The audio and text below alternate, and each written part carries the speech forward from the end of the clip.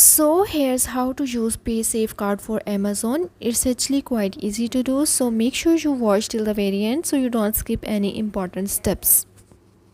Amazon doesn't directly accept Paysafecard as a payment method. However, you might be able to use Paysafecard to fund an Amazon gift card or use a third-party service to convert Paysafecard funds into a payment method accepted by Amazon. For this, you have to click on the buy option here. Now you have to enter your nearest store location to find a gift card. After that, you have to simply click on the find sales outlets option.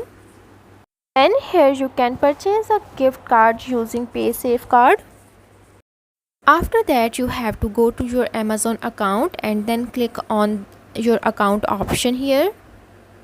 Now from this menu, you have to click on the your payments option here. Here you can set your gift card as the payment method for Amazon.